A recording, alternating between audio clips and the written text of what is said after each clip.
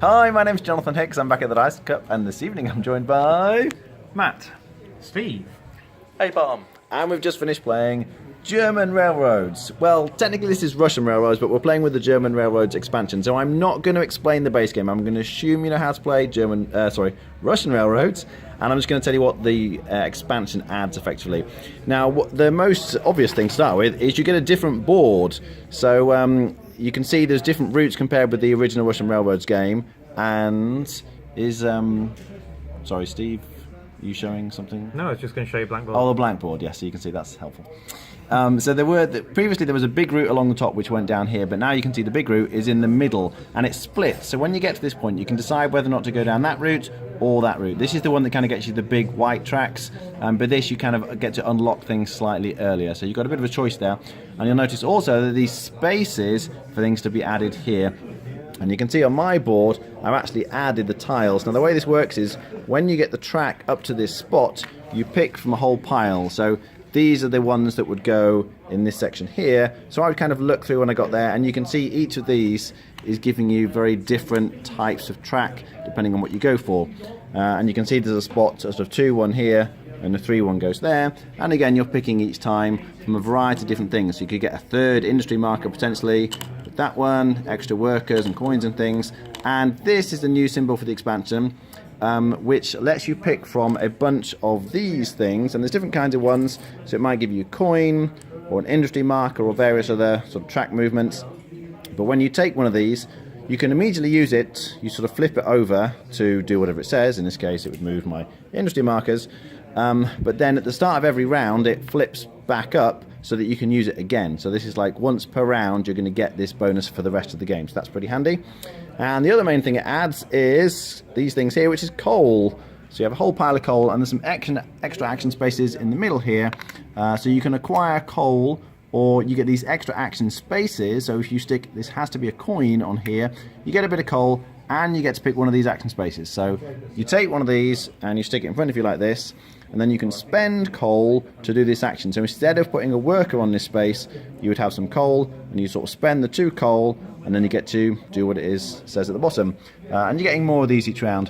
And then the last thing finally is, there's this space here which again requires coal, and lets you take one of these +1. So instead of taking these, which are coming out from here, you just take one of these and leave it sort of face down, and you add it either to a train. So if I did this, it would make my 4 train into a 5 train, so you're reaching a bit further. Or you can add it to a factory, which seems to be very powerful actually, depending on which kind of factory you add it to. So if you add it to this industry marker, you'd effectively get 2 industry movements. If you add it to this one, this is the one that allows you to use one of these single spaces again, so you could do that twice. This gets you a factory or train, so with the +1 it lets you get 2 factories or 2 trains or one of each, but it's basically going to bump up how powerful your factories are.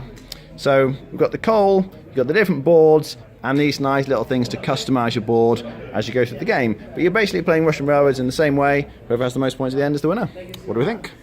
So it's a super complicated game, and I played it wrong. Forgot about one of the rules where your train needs to be able to reach tracks to score them. So I scored more points than I should have been allowed, and I still came way in the back, as always happens when I play this game.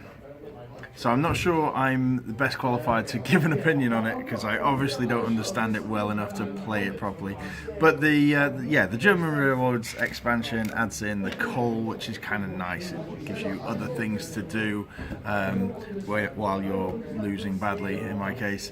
And the whole modular board thing is quite interesting. So yeah, it's good. I don't know how much it affects the game, because I clearly don't understand it. Okay. But yeah. Steve? Yeah, you don't have to play with both halves. You can play with coal without the German boards. You can play with the German boards without coal. We played with both for the first time, and I mean, it's a complicated game. It's a tight Euro game, and this just gives you more options. The fact that you can tailor your board, and you can, in this game, you're rewarded for doing a lot of one or two things or what other people aren't doing. So if you're the only one moving a factory track, all those factory spaces are going to be open for you and you're not going to get blocked out of them.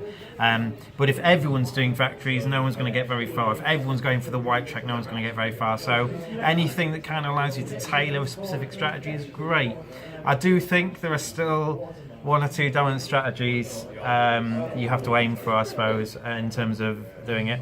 If you play with Cole as well, you lose the last turn in the game. You only play 6 turns instead of 7, which affected A-Bomb's strategy. He was scoring way more points on us as usual, but to do that he had to have a slow start, and he would have eventually caught us up, but he was 1 turn too short to do that.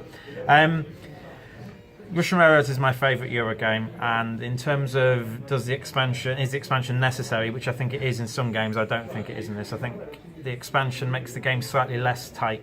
You've got more actions kind of off on your own a bit, and more engineers that you can wait at the very end, I'll just use my engineer, or now you've got another one, you can just use your coal, and you've got those little flippy discs as well, so you don't get blocked out as much, and so it loses some of its tightness.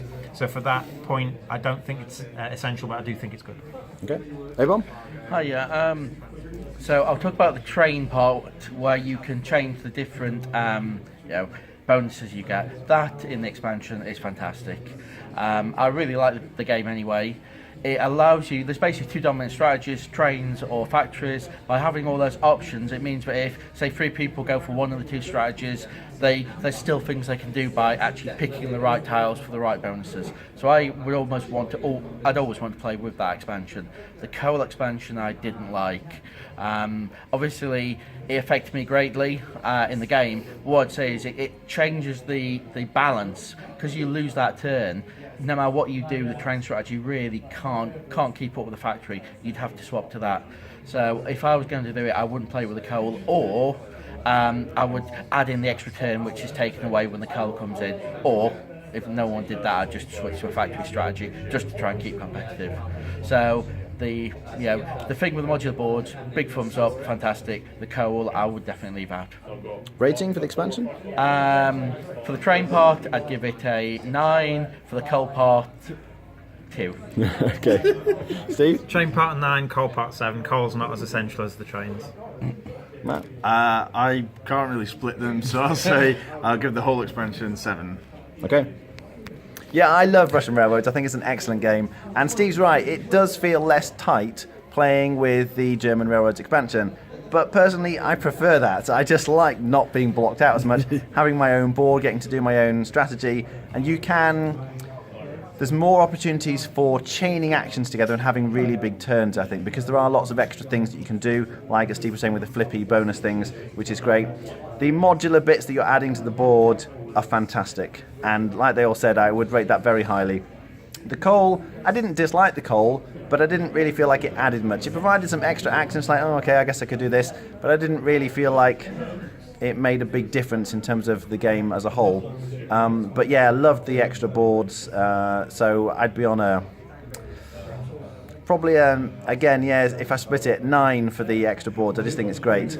Maybe 7 for the coal. But the expansion as a whole, not necessary, but I'd always want to play with it if we have it available. All right, thanks for watching. That was German Railroads.